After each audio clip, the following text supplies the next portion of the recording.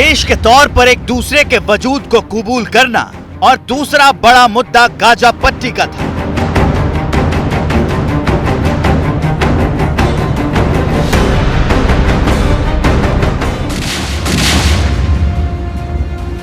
वो गाजा पट्टी जहां से बरसता है बारूद,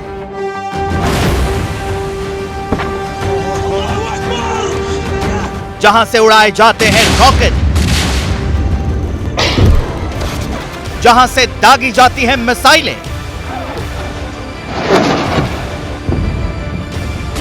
वहां बरसों से रोजाना होती है खूनी झड़प।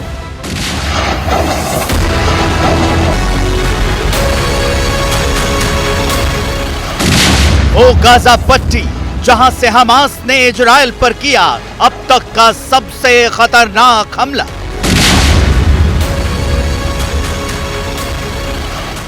आखिर क्या है ये गाजा पट्टी? गाजा पट्टी इजराइल में भीषण हमले का एपिसेंटर कैसे बना? गाजा पट्टी को हमास ने अपना हेडक्वार्टर कैसे बनाया? आखिर गाजा पट्टी इजराइल के गले की हड्डी कैसे बना? गाजा पट्टी में आखिरकार इतना खून खराबा क्यों होता है?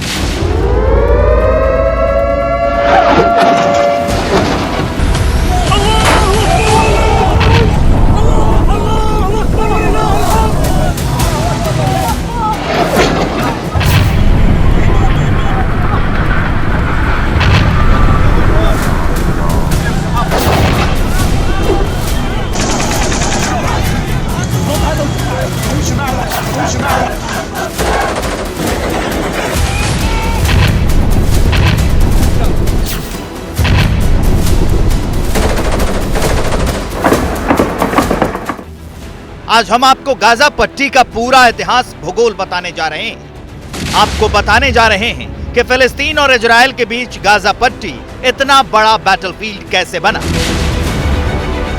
आपको दिखाने जा रहे हैं कि भूमध्य सागर के किनारे बसे गाजा पट्टी के इलाके में आखिर इतना बारूद कहां से आया। लेकिन यह सब समझने के लिए आपको गाजा पट्टी की लोकेशन को समझना जरूरी है। गाजा पट्टी का इलाका दो तरफ से इजराइल से घिरा है। गाजा पट्टी के एक तरफ मिस्र है, एक तरफ गाजा पट्टी भूमध्य सागर है।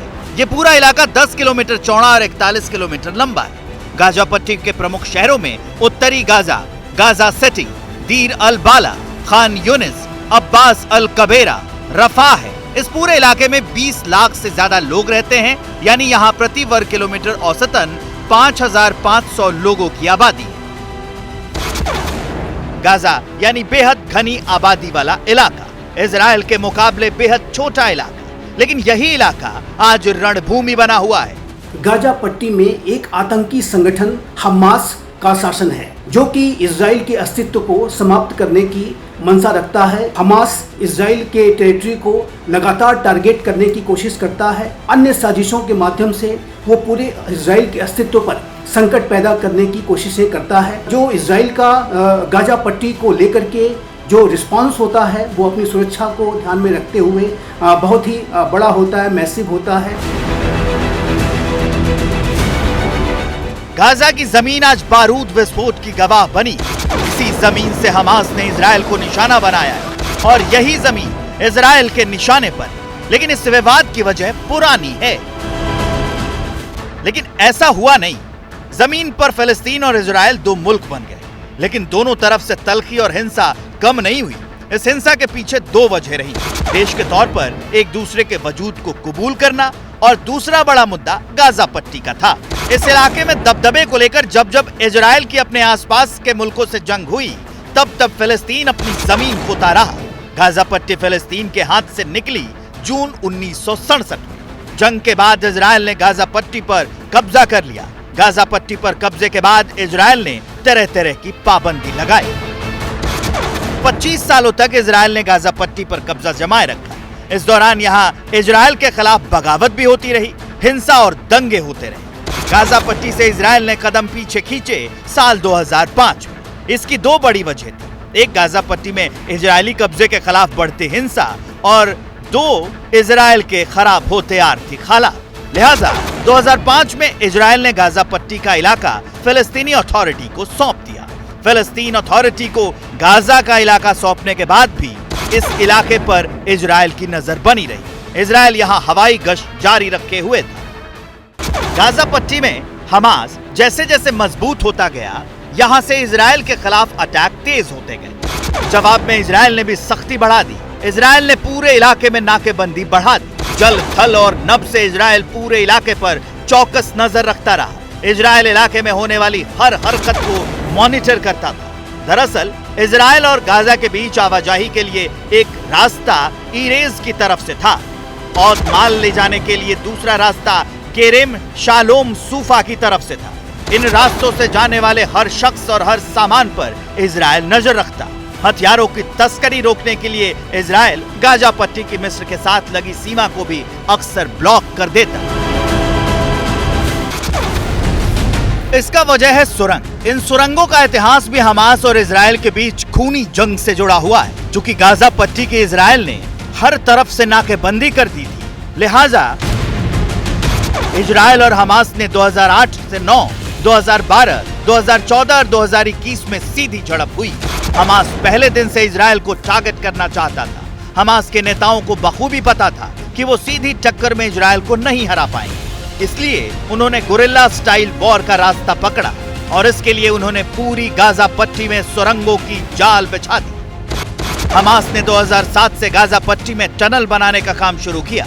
रिपोर्ट्स के मुताबिक गाजा पट्टी में 2000 से ज्यादा सुरंगें। टनल बनाने पर हमास ने करीब $125 अरब का खर्च किया। पहले इन सुरंगों का इस्तेमाल सामान की तस्करी में होता था, लेकिन जैसे जैसे इजराइल की नाकेबंदी कड़ी होती गई, हमास के आतंकियों ने इन सुरंगों के जरिए हथियारों की तस्करी भी शुरू कर दी। हमास ने गाजा पट्टी में सुरंगों का ऐसा जाल बनाया जिससे आसानी से हथियारों की तस्करी हो सके। सीरिया और ईरान जैसे देशों से हथियार रास्ते से आते थे और फिर ये हथियार कैप्सूल में पैक होकर सुरंग के रास्ते हमास तक पहुंच जाते। इजराइल की नेवी की नजर को चकमा देकर हथियार लगातार हमास तक पहुंचते रहे। इसी सुरंग नेटवर्क के जरिए हमास के आतंकी इजराइल के सुरक्षा बलों पर हमला करते और गुम हो जाते थे। हमास के बढ़ते हमलों को देखते हुए इजराइल ने सुरंगों को तबाह करने का अभियान छेड़ा। 2014 में इजराइल ने सैकड़ों सुरंगों को तबाह कर दिया। हालांकि 2014 में ही हमास ने सुरंग में अपने आतंकवादियों की आवाजाही का वीडियो जारी कर इजराइल को चुनौती दी। 2021 के दौरान हुई झड़प में भी इजराइल ने सैकड़ों सुरंगों को तबाह कर दिया, लेकिन बावजूद इसके हमास पूरी तरह कमजोर नहीं हुआ और 2023 में हमास ने वो किया जो इजराइल ने सपने में भी नहीं सोचा था।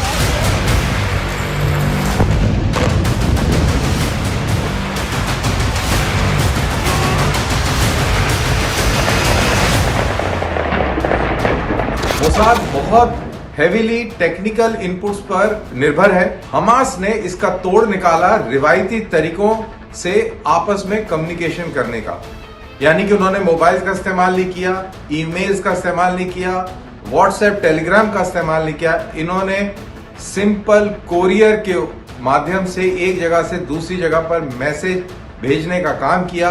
कोई भी इलेक्ट्रॉनिक और इंटरनेट का इस्तेमाल नहीं किया गया इस पूरे प्रकरण में और इसी वजह से मोसाद को कोई भी भनक नहीं लगी।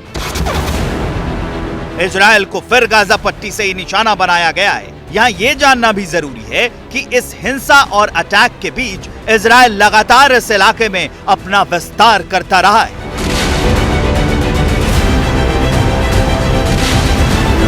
इजराइल की इस एग्रेसिव अप्रोच ने हमास को दिन ब दिन मजबूत किया है।